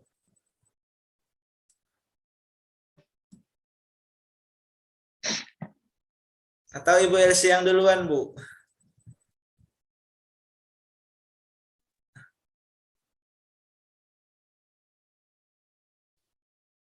Mungkin Ibu Elsie bisa yang duluan Bu. Mohon maaf, saya masih mic-nya belum aktif. Kalau dari saya kepada Bapak Ibu peserta, Bapak Ibu guru, kegiatan pembelajaran apa yang pernah Bapak Ibu lakukan berkaitan dengan pemanfaatan digital kepada peserta didik dan sukses terlaksana. Oke, silakan. Mungkin ini peserta saya bantu, mungkin saya tunjuk untuk menjawab pertanyaan dari Ibu RC. Mungkin kita tunjuk kepada Bapak Ipan. Gimana Pak? Apakah ingin menjawab Pak? Oke, siap. Iya, silahkan Pak. Ya, Assalamualaikum warahmatullahi wabarakatuh. Waalaikumsalam warahmatullahi wabarakatuh. Ya, perkenalkan nama saya Pak Ipan. Bu apa tadi Bu Purwandari ya? Coba mohon diulang pertanyaannya. Oh iya, jadi pertanyaan dari saya, kegiatan pembelajaran apa yang pernah Bapak Ibu lakukan dengan memanfaatkan digital, kemudian sukses terlaksana? Oke, baik. Baik Bapak Ibu, terima kasih atas kesempatannya. Kita hanya berbagi knowledge atau pengalaman. Baik. Yeah. Jadi di madrasah se-Indonesia ataupun di Kementerian Agama itu memang alhamdulillah sudah melakukan reformasi transformasi digital. Salah satunya adalah pembelajaran mengenai tentang asesmen kompetensi madrasah ibtidaiyah.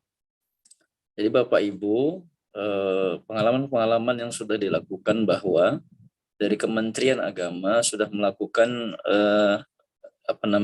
kebijakan untuk meningkatkan kualitas mutu baik itu peserta didik dan guru-gurunya. Maka daripada itu dalam hal ini guru-guru yang sudah didiklat baik itu melalui Zoom dan literasi digital lainnya, kemudian peserta didik itu melakukan asesmen dengan online, secara online, apakah itu melalui NBK, apakah itu AKMI, ya. Jadi alhamdulillah di beberapa madrasah sudah dilakukan kegiatan seperti itu dan alhamdulillah sukses. Kemudian untuk pembelajaran di kelas itu memang masih belum semuanya tercakupi untuk pembelajaran literasi digital. Karena ini memang bahan baru ya Bapak Ibu, apalagi untuk paradigma ke depan. Jadi tidak semuanya siswa juga menikmati. Jadi memang kondisi-kondisi geografi, kemudian kondisi di mana siswa juga terkendala ataupun tidak mempunyai gadget, Android dan lain sebagainya, bahkan laptop, maka pihak madrasah lah yang bisa seharusnya melakukan kebijakan-kebijakan untuk memenuhi sarana dan prasarana tersebut. Jadi paling tidak untuk di madrasah swasta itu alhamdulillah kalau kita lihat sudah terpenuhi. Ya, jadi madrasah negeri juga sudah melakukan itu dan memang seharusnya literasi digital ini terus dikembangkan. Dan apabila kedepannya juga akan kita masuk ke 5.0 ya, pembelajaran 5.0.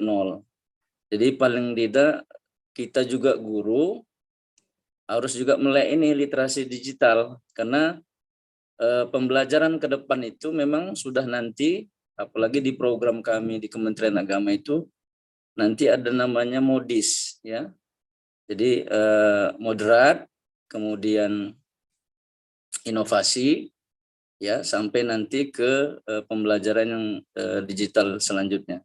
Jadi saya pikir untuk pengalaman di madrasah-madrasah sudah melakukan itu baik itu pembelajaran, baik itu asesmen dan lain sebagainya. Terima kasih. Assalamualaikum warahmatullahi wabarakatuh. Waalaikumsalam warahmatullahi wabarakatuh. Terima kasih Pak Ipan sharingnya. Jadi yang sudah berhasil itu asesmen Pak ya, penilaian evaluasi ujian nasional berbasis komputer ya.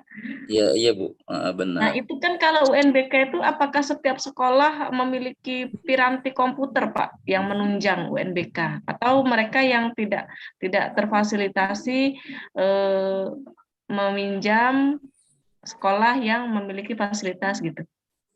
Ya, jadi selama ini memang ketika madrasah swasta yang memang tidak terpenuhi, itu nanti ke rayonnya. Oh Contoh, iya. ya, jadi misal ada madrasah-madrasah yang tidak terpenuhi lab komputernya misalnya. Jadi pihak madrasah negeri yang sudah ditunjuk sebagai panitia itu bisa memberikan fasilitas itu kepada madrasah subrayonnya. Itu sudah terjadi. Jadi memang alhamdulillah di madrasah itu kemarin juga kami sudah dipantau oleh panitia pusat sebagai sampel AKMI. Alhamdulillah lancar ya. Jadi memang kuncinya memang jaringan juga, jaringan internet, wifi yang stabil itu sangat menunjang. Apakah itu memang semuanya secara harus terpenuhi, dan memang kedepannya juga kita juga guru-guru juga harus pembelajarannya serba digital. Apalagi kalau ikut e-guru, alhamdulillah luar biasa. Jadi kami juga alhamdulillah beberapa madrasah sudah melakukan hal-hal seperti itu. Tapi memang kami juga masih banyak belajar Bapak Ibu.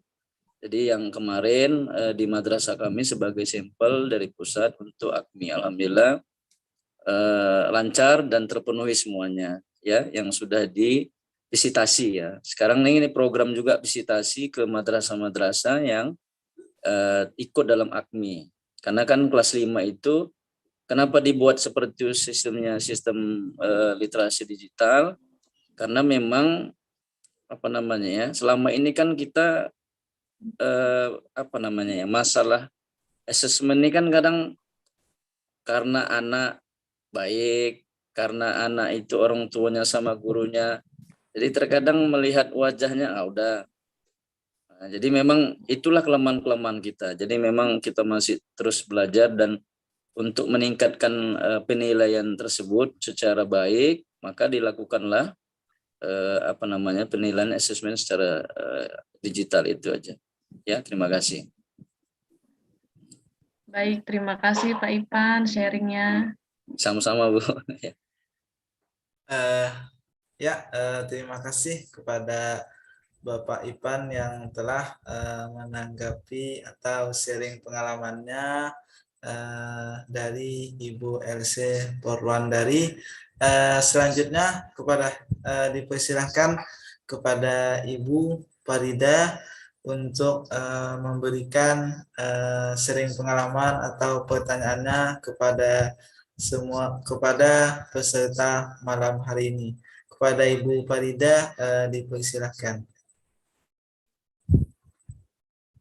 Baik, terima kasih.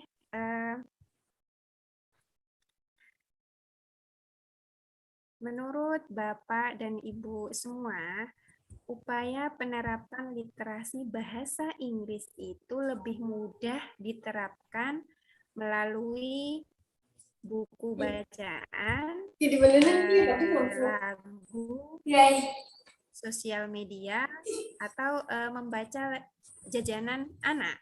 Menurut Bapak dan Ibu, yang lebih mudah itu literasi bahasa Inggris itu lebih mudah diterapkan lewat media apa? Seperti itu. Ya, terima kasih Bu. Mungkin ini saya persilahkan kepada Ibu Iin. Ibu Iin bisa mendengar suara saya, Bu?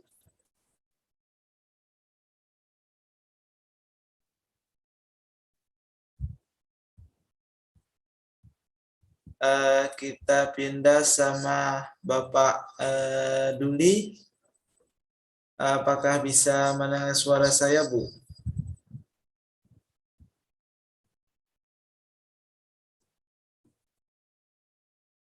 Eh, ini ada Ibu Nikumang Artiasi.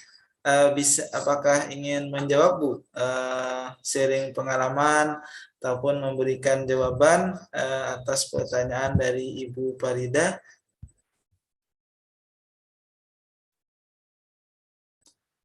Mungkin kita pindah sama Pak Hanafi Rahman. Assalamualaikum, Pak. Waalaikumsalam warahmatullahi wabarakatuh. Ya, apakah ingin menjawab pertanyaan dari Ibu Farida, Pak? Mohon maaf nih, saya baru bisa bergabung. Di sini mati lampu, Pak Ahmad. Oh iya. Gitu lang- Kalau saya ulang jawaban pertanyaannya bagaimana, Pak? Ya boleh diulang. Ya, Mohon maaf bisa diulang, Bu. Iya, dipersilahkan kepada Ibu Farida untuk mengulang pertanyaannya. Baik, Pak Hanafi, menurut Bapak, upaya penerapan literasi bahasa Inggris itu lebih mudah diterapkan melalui buku bacaan, lagu, media sosial, atau membaca pada jajanan anak. Menurut Bapak, lebih mudah kita terapkan itu lebih mudah melalui apa? Ya, Bu, terima kasih atas pertanyaannya. Juga untuk Pak Ahmad Muzakir. Jadi sebelumnya saya mohon maaf ya, kebetulan saya mengajarnya agama Islam ya. Tapi nggak apa-apa, saya akan coba, Bu, ya menjawab semampunya. Tidak apa-apa, Pak. Iya. Iya, Jadi Pak. gini, iya, Pak. Jadi gini, Bu, ya, kalau untuk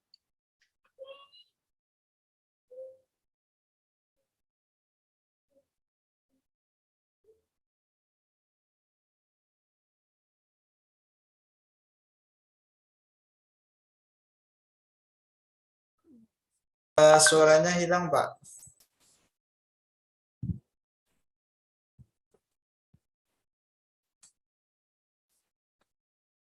Pak Hanafi, bisa mendengar suara saya, Pak?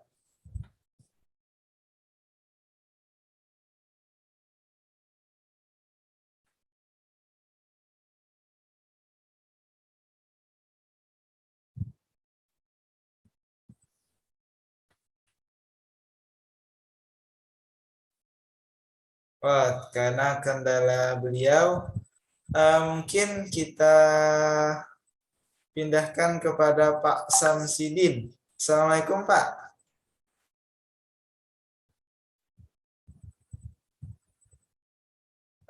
Pak Samsidin, bisa mendengar suara saya, Pak?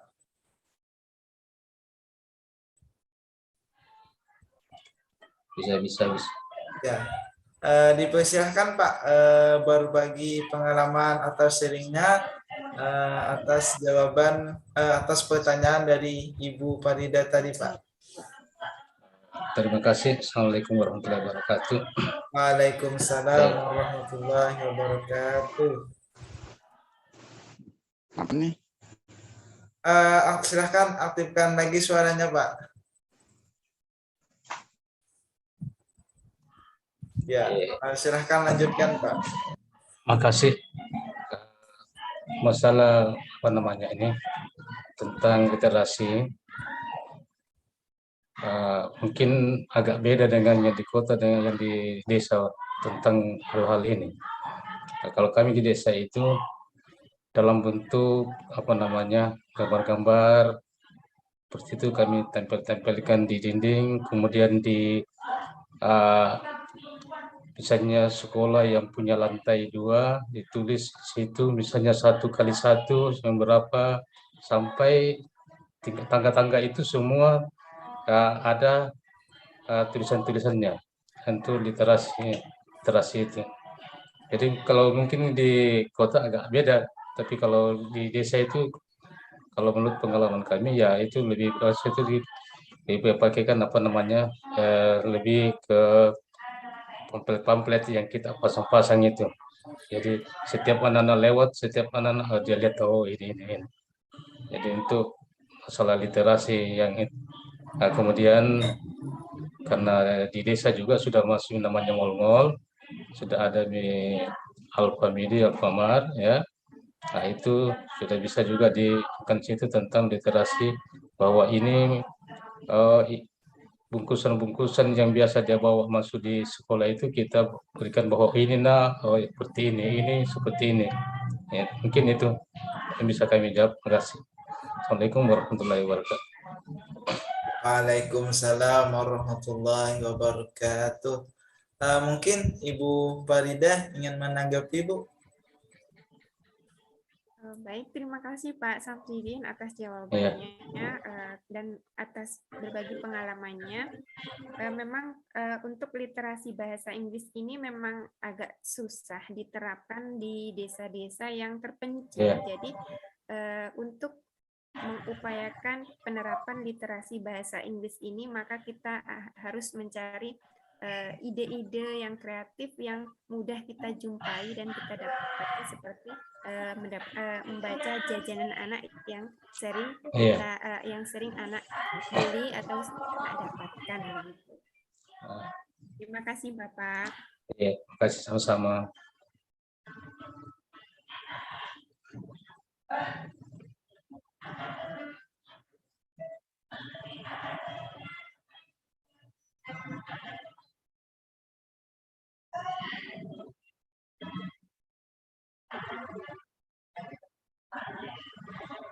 Ya, terima kasih kepada Ibu Faridah yang telah menanggapi. Selanjutnya dipersilahkan kepada Bapak Hanafi untuk melanjutkan jawabannya tadi, Pak. Apakah Bapak Hanafi bisa mendengar suara saya, Pak?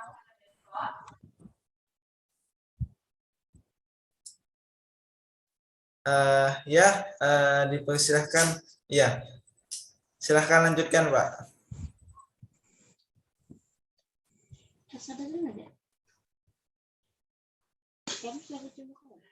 Apakah bisa mendengar suara saya, Pak Hanafi? Ya, mohon maaf Pak, di sini suaranya putus-putus ya. Kalau saya dengarkan putus-putus Pak. Oh, jaringannya ini di Palangkaraya lagi mati listrik. Oh iya. Silahkan lanjutkan, Pak. Putus-putus suaranya Pak. Kalau di sini di Palangkaraya Zoom meetingnya suara Bapak putus-putus. Mohon maaf, saya tidak terlalu jelas mendengarnya. Oh. Mungkin yang lain, Pak. Iya. Mungkin Bapak Ibu yang lain mungkin menanggapinya. Iya, Pak. Terima kasih dulu, Pak. Silahkan lanjutkan Ibu Nur Zakiyah. Oke, sebelumnya di sini saya izin bertanya kepada Ibu Farida, yaitu izin bertanya sebelumnya, Ibu. Iya,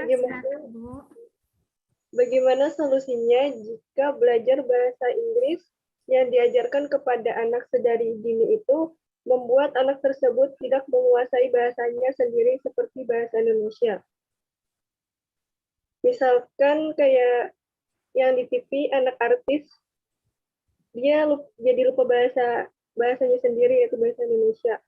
Dan kebanyakan anak muda atau anak-anak berpikir kalau bahasa Inggris itu keren, sehingga mungkin mereka lebih excited mempelajari bahasa tersebut, tetapi melupakan bahasanya sendiri, seperti bahasa Indonesia, bahasa sukunya. Mungkin itu saja pertanyaan dari saya. Terima kasih. Baik, terima kasih Bu Nur atas pertanyaannya. Saya akan mencoba untuk menanggapi ya Bu. Memang pada zaman atau era saat ini bahasa Inggris menjadi bahasa yang lebih digemari oleh generasi Z atau generasi muda. Karena apa? Karena menurut mereka dengan berbahasa Inggris mereka lebih keren. Terus kalau di sosial media caption dengan bahasa Inggris Mohon maaf Ibu, suaranya kecil. Oh iya, sudah. Bagaimana? Apakah sudah bisa jelas suaranya? Iya, Bu. Iya, baik. Terima kasih Bu Nur atas pertanyaannya. Saya akan mencoba untuk menanggapi. Bahasa Inggris memang menjadi bahasa yang digemari oleh generasi Z atau generasi muda pada saat ini. Seperti contoh ketika mereka membuat caption di IG atau di YouTube atau di TikTok, mereka lebih suka menggunakan bahasa Inggris, menggunakan lagu-lagu bahasa Inggris sebagai background sound-nya. Nah, dan hal ini mengakibatkan kecemasan kita akan punahnya bahasa Indonesia. Oleh sebab itu, sebagai guru, sebagai pendidik, sebagai orang tua, dan sebagai orang yang lebih tahu, maka kita harus memberi pengertian bahwa bahasa Indonesia adalah bahasa nasional, bahasa milik Indonesia yang harus tetap dilestarikan dan dijaga. Dalam artian, kita boleh menggunakan bahasa Inggris sebagai bahasa sehari-hari atau sebagai bahasa untuk trending di sosial media, tetapi kita juga harus bisa tetap menggunakan bahasa Indonesia dengan baik dan benar dalam kehidupan kita sehari-hari. Sebagai contoh, sebagai guru, selain kita menerapkan literasi bahasa Inggris kepada anak, maka kita juga harus bisa menggunakan bahasa Indonesia yang baik dan benar di hadapan mereka untuk dialog sehari-hari, untuk memberikan feedback atau memberikan ulasan materi dan sebagainya. Kita juga bisa memperkenalkan bahasa Indonesia yang baik seperti ini bahasa Inggrisnya seperti ini, bahasa Indonesianya seperti ini. Jadi kita tetap memadukan antara bahasa Indonesia dengan bahasa Inggris sebagai bahasa asing dan sekaligus sebagai bahasa internasional yang digemari oleh anak-anak zaman sekarang. Seperti itu. Bagaimana tanggapannya mungkin Bu Nur? Oke, bisa dimengerti Bu Farida. Baik, terima kasih Bu Nur. Mungkin ada tambahan dari Ibu LC, ada Bu?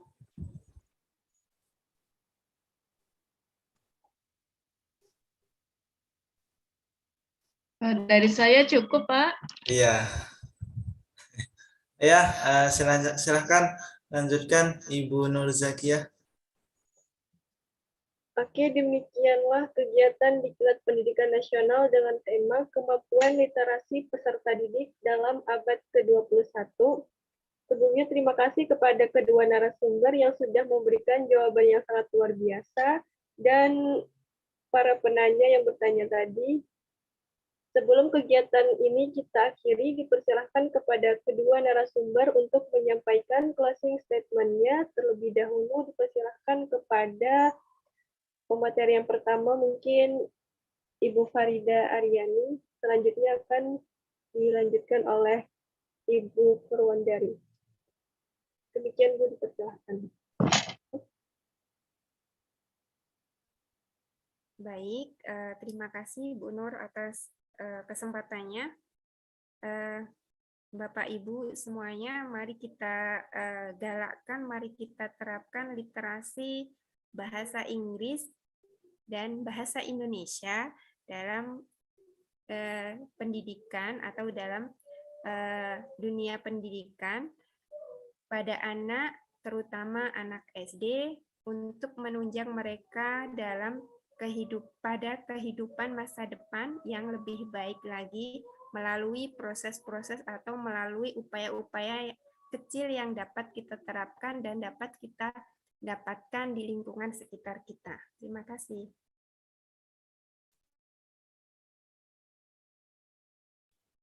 Ya, silahkan lanjutkan kepada Ibu LC.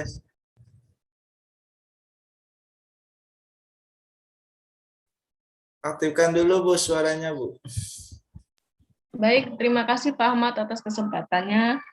Closing statement dari saya bahwa penggunaan teknologi digital yang sehat tentunya dapat menciptakan kreativitas pengguna internet yang tentu saja sehat.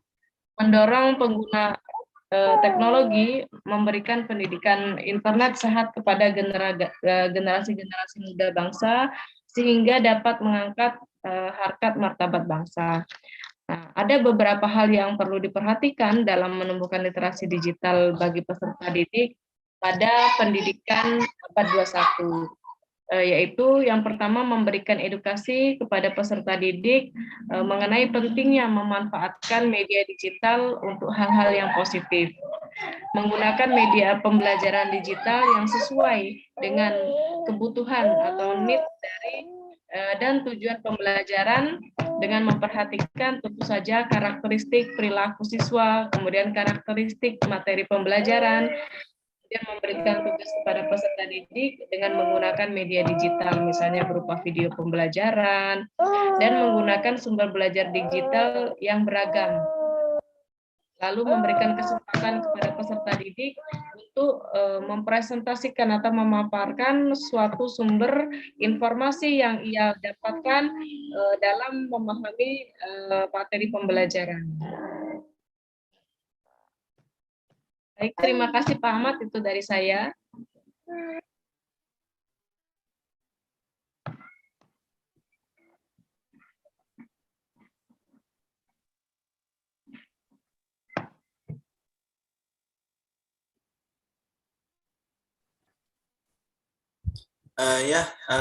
Silahkan lanjutkan Ibu Nuzakiyah. Oke, terima kasih kepada kedua narasumber yang telah menyampaikan closing statement-nya. Baik, Bapak dan Ibu semuanya, untuk kegiatan hari ini kita cukupkan sampai di sini. Semoga apa yang kita dapatkan pada kegiatan ini bermanfaat dan dapat mengamalkannya dalam kehidupan sehari-hari, serta diridhoi oleh Allah Subhanahu wa Ta'ala. Para hadirin sekalian, sekali lagi kami mengucapkan terima kasih kepada para pemateri dan juga seluruh peserta yang telah berpartisipasi dalam kegiatan Diklat Pendidikan Nasional hari ini. Akhir kata, saya Nurjakia selaku moderator undur diri. Semoga kita dapat bertemu kembali dalam kegiatan Diklat Pendidikan Nasional selanjutnya. Kalau ada salah kata atau pelayanan kami yang kurang, mohon maaf yang sebesar-besarnya. Waktu yang mempertemukan kita dan waktu juga yang memisahkan kita. Salam hangat dari kami, sampai jumpa. Wabillahi taufiq wal hidayah. Wassalamualaikum warahmatullahi wabarakatuh. Waalaikumsalam. Waalaikumsalam warahmatullahi wabarakatuh. Terima kasih kepada Ibu Nuzakiyah yang telah memandu acara pada malam hari ini. Terima kasih juga kepada Ibu Farida Aryani dan Ibu LC Purwandari yang telah memberikan materinya yang sangat luar biasa pada malam hari ini. Kami ucapkan juga terima kasih kepada semua peserta yang telah hadir pada malam hari ini dan narasumber yang lain juga hadir beberapa pada malam hari ini. Kami ucapkan terima kasih semuanya atas kehadirannya. Sebelum kita akhiri kegiatan malam hari ini, dipersilahkan kepada Bapak atau Ibu semuanya untuk mengaktifkan kameranya. Kita foto bersama terlebih dahulu.